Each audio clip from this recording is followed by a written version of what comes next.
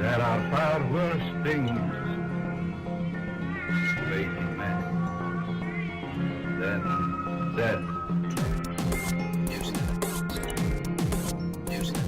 What's up, my wizards? It's Dev from the place. We got decks around here somewhere. At the end of the last video, I asked you what you wanted to see, and you responded with a resounding blue-black Eldrazi. Budget blue-black Eldrazi specifically. Haven't done a budget deck in a few days now, so it's probably time for that. I know you guys love the budget stuff. So here's blue-black Eldrazi. We've got 8 1-drops in the deck, 4 copies of Sludge Crawler, and 4 copies of Salvage Drone over here. Both 1-drops that do cool stuff for you. You know, later on in the game, cool little mana sink over here on Sludge Crawler. You know, you can make him a 3/3 a little bit later in the game. That's not bad at all. A little earlier in the game, you can make him a 2/2. Not bad either. You know, being able to pump him up to trade or even just outright, you know, kill other blockers is not bad. And later in the game, he'll go unblocked a lot of the time. You can just pump him up to a 2 or 3/3, and that's, you know, mana well spent. And over here, Salvage Drone, not bad. So, a pseudo replacement effect, sort of card selection effect whenever he dies, which is pretty good too. You know, smooths out early game draws, will trade with some creatures in the format,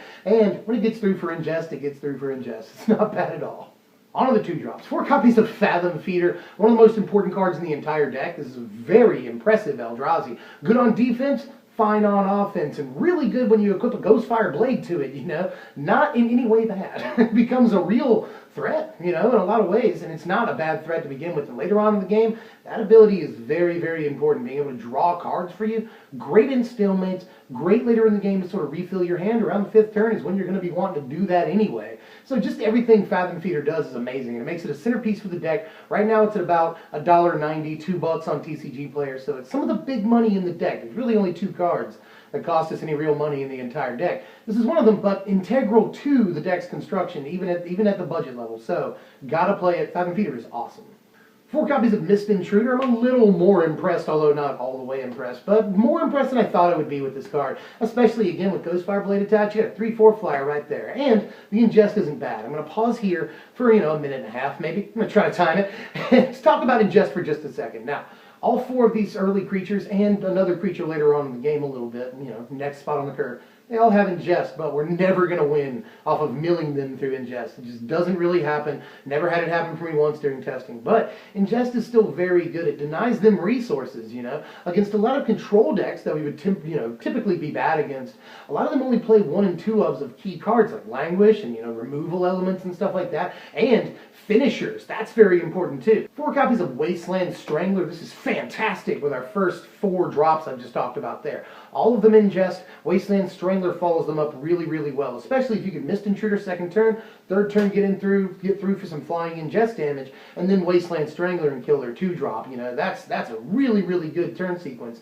And Wasteland Strangler will take out pretty much every, you know, significant threat in the first few turns of a game here. Even if we had no other removal elements, this is great. Removes one of their guys, puts a 3-power threat on the board, all on the 3rd turn. That's very good. 4 copies of Ruination Guide or Anthem Effect with Ingest, which often gets overlooked. But you won't be swinging with this guy all the time. You want to keep your Anthem out. But very, very important for the deck, you know. Works well with Ghostfire Blade. We're able to give like one guy +3/+2. You know, that's not bad. Makes Mist Intruder like a 4/4 if you've got a Ghostfire Blade on him and a Ruination Guide out. And all of our other dudes get, you know, just that extra +1/+0 means the world. We're playing a lot of really small creatures, you know.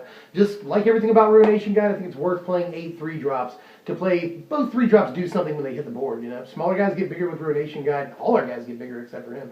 And then Wasteland Strangler, you know, killing a guy is just, that's great when he hits the board. Great tempo play, so I'm willing to play 8 3-drops is all I'm saying. Ruination Guide is very good. 3 copies of Smothering Abomination. I was playing 4 in the deck, but I cut one for a spell. You know, great finisher for our aggro deck, and don't have to worry too much about sacrificing creatures. Playing a lot of creatures on the low end of the curve, you know. This is sort of good synergy if we're able to sacrifice Salvage Drone. We're able to draw a bunch of cards. Sure, we have to discard one, but on the turn we're able to draw like 3 cards because of that. That's not bad at all. So Smothering Abomination has been really good in helping sort of refill our hands, you know, and it helps, by the way, fulfill its own condition. You know, you're able to draw into more creatures, play them, sacrifice them, draw them. And I know that's not great sounding, but being able to get the card selection or card advantage really is really, really good. 2 copies of Blight Herder at the very top of our curve. The card is still very, very cheap. Hear me out, by the way. Just a quarter for this card. A lot of aggro decks will play a couple of 5-drops, you know, dragons usually at the top end of the curve. We're able to play a couple of Blight Herders, and this actually helps us out in a couple of ways.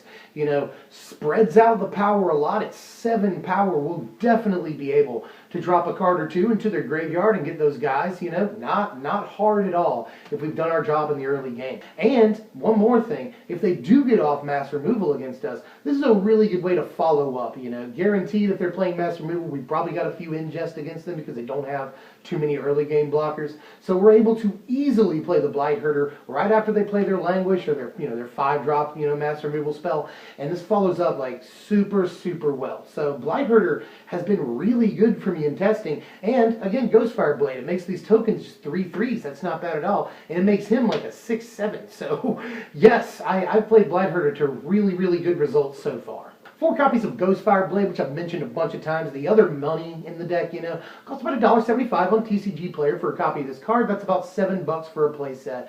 Not bad. So between, you know, $2 for Fathom Feeder, $1.75 for this, both play sets are at about $15. We got $5 to play with, which is plenty to fill out this deck. You know, Wasteland Strangler is still very cheap. Smothering Abomination is still surprisingly cheap. So, and the rest of the cards are all, you know, commons and uncommons that cost 5 and 10 cents. So, very, very easy to make this deck for just $20. These are the 2 money cards, though, but you gotta have them.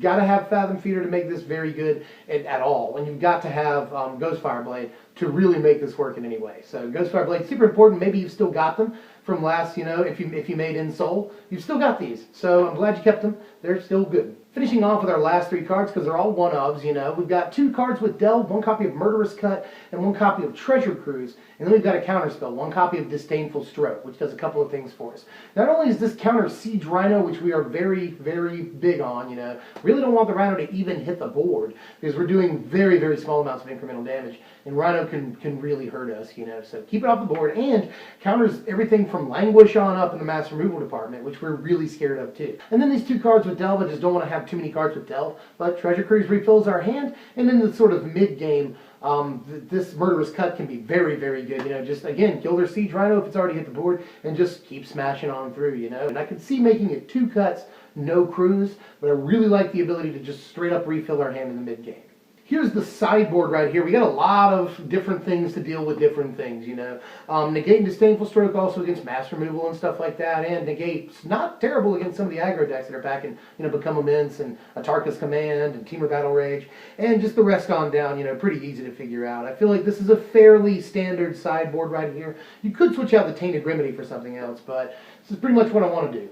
And here are our power rankings. A final score of 57, not bad at all for $20. You know, that's fairly competitive. And the deck doesn't look incredibly competitive, but once you start shuffling it up, it's not bad at all. Ingest is a much better ability than it looks like. Ghostfire Blade can make your things really big, you know. The deck is more impressive than it looks at first glance, and is a little more versatile than it appears too, although it's only going to ever do the one thing. It can build a lot of different stuff. The deck has been a lot of fun in testing. Really good aggro deck, curves out and does more than your average aggro deck does, which can be really fun. And not only are you doing damage, you're also getting rid of just ripping vital threats off the top of their library. And when you hit good stuff, it feels really good, and they hate it. They absolutely, when you rip a Languish off or you rip their Ajutai off the top of their library forever, it's just, it is anguish for them, man. It is not a good feeling. There are upgrades that could be made to the deck. Hangerback Walker is something that I'd really like to see in this deck, you know, gets all the colorless bonuses you could ever want, and is a good creature all the way through the entire mana curve. You could add red to this deck, actually, and that'll, you'd have to change the whole land base out, which would make the deck very expensive just to put the Grixis land base in. But you'd have access to Barrage Tyrant, which, you know, Eldrazi decks really, really want. Barrage Tyrant would be a great replacement for Blight Herder at the top of the curve. You get to run the excellent Forerunner of Slaughter, maybe Dust Stalker if you're into that. Herald of Kozilek could go in there, although I like the 2/3 drops that we're playing.